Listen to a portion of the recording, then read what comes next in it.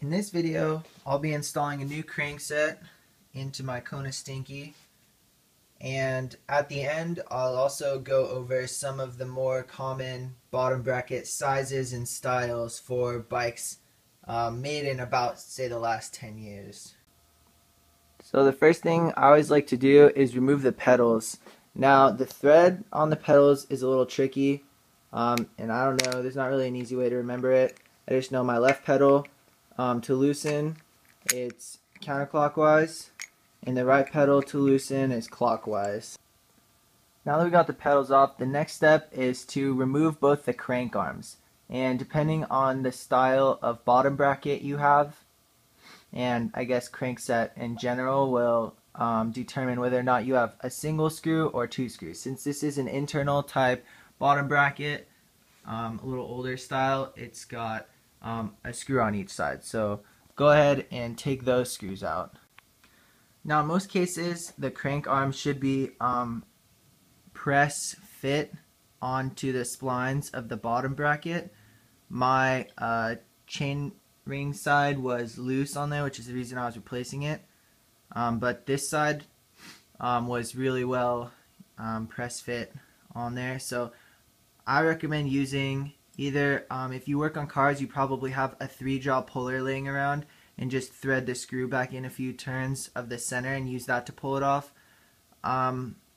Since I knew that this wasn't that tight on there, I was able to just use my tire iron to pull it off just gradually while spinning the crank and pulling it lightly. I just had to get it maybe 1/8 of an inch. So I don't recommend using this tool, but if it comes down to it, there's a multitude of ways you can get your crank arms off without using the crank arm puller.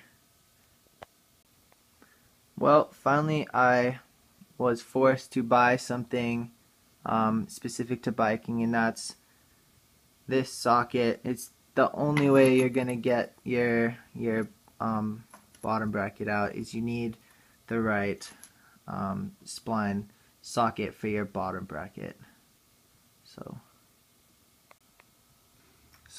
I've unscrewed both sides, and it's kind of interesting. You never know where you'll find water. It's been about a week since I rode my bike, and that's water right there. So yeah, it's good to go through your bike and clean it all out every once in a while.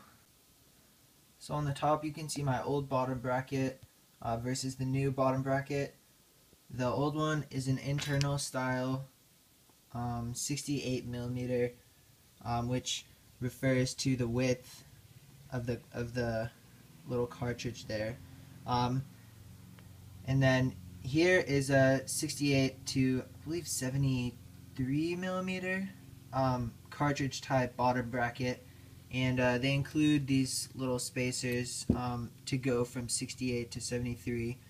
There's also an 83 millimeter style one, which I don't have shown here, but the main difference is, instead of having your bottom bracket inside here, you actually thread the cartridges, and the bearing is in here. So you end up putting the bearing slightly farther outward, which helps with the loads, and it helps the bottom bracket last a lot longer, and so it stays tight for a longer period of time. Now you'll notice that it doesn't look like there's any spines or anything, and you have to buy another tool to install it.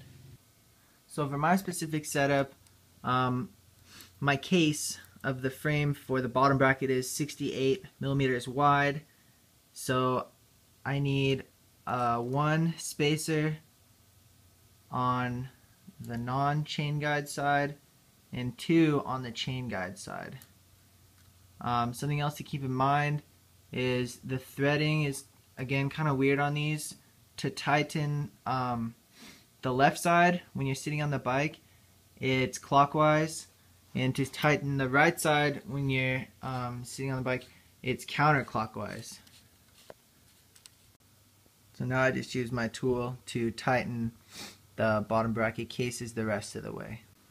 Since my new crankset is the cartridge style external bottom bracket design, it comes with this tube where the polished areas are going to sit in the cartridges. So this cap is just covering this greased up splines. We'll just simply slide it through, and there we go. And the drive side is just as easy. The only trick is you got to get the chain back on it, and you got to make sure you get them 180 degrees apart when you put it back together. So it's going to take two hands. I'll catch up with you guys in a sec. So now that we've got both crank arms on, I put the screw in. There's only one screw since it's a long splined tube that goes through there. So you'll need the other one. Now you can put your pedals back on, and once you tighten everything back up and do a quick double check that everything's tight, you'll be good to go.